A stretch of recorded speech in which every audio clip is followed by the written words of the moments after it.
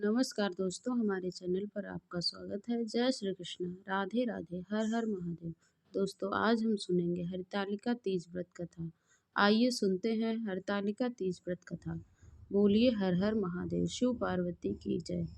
एक कथा के अनुसार माँ पार्वती ने अपने पूर्व जन्म में भगवान शंकर को पति रूप में प्राप्त करने के लिए हिमालय पर गंगा के तट पर अपनी बालावस्था में अधोमुखी होकर घोर तप किया। इस दौरान उन्होंने अन्न का सेवन नहीं किया, काफी समय सूखे पत्ते चबाकर ही काटे और फिर कई वर्षों तक उन्होंने केवल हवा ही ग्रहण की जीवन व्यतीत किया। माता पार्वती की यह स्थिति देखकर उनके पिता अत्यंत दुखी थे।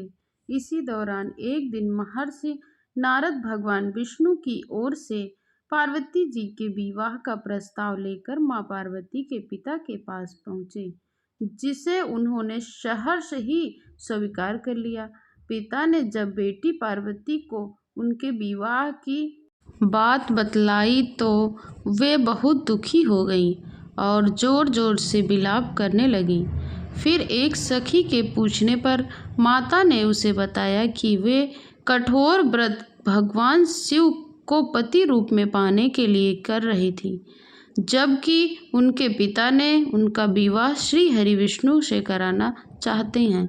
तब सहेली की सलाह पर माता पार्वती ने घने वन में चली गईं और वहां जाकर एक गुफा में जाकर भगवान शिव की आराधना में लीन हो गई। मां पार्वती के इस तपस्वी रूप को नवरात्रि के दौरान माता शैलपुत्री के नाम से पूजा जाता है। भाद्रपद शुक्ल पक्ष तृतीया के हस्त नक्षत्र में माता पार्वती ने रेत से शिवलिंग का निर्माण किया और भोलेनाथ की स्तुति में लीन होकर रात्रि जागरण किया। तब माता के इस कठोर तपस्या से प्रसन्न होकर भगवान शिव ने उन्हें दर्शन दिए और इच्छा अनुसार उनको अपनी पत्नी के रूप में स्वीकार कर लिया। मान्यता है कि इस दिन जो महिलाएं विधि विधान पूर्वक पूर्ण निष्ठा से इस व्रत को करती हैं, वे अपने मन के अनुरूप पति को प्राप्त करती हैं।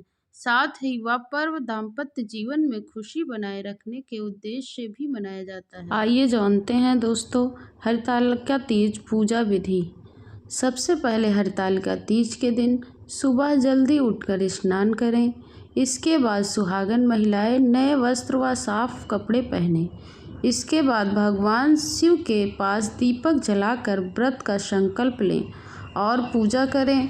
हरतालिका तीज व्रत के दिन पूजा से पहले भगवान शिव और माता पार्वती गणेश जी की मिट्टी से प्रतिमा बनाएं, पूजा करें, जल अर्पण करें, फूल प्रसाद चढ़ाएं, भोग लगाएं और श्री शिवाय नमस्तुभ्यम ओम नमः शिवाय का जाप करें। दोस्तों, हरतालिका तीज के दिन रात्रि को जागरण करें, कीर्तन भजन करें, कहानी पढ़ें और शिव चर्चा करें। ओम नमः शिवाय, हर हर महादेव, शिव पार्वती की जय।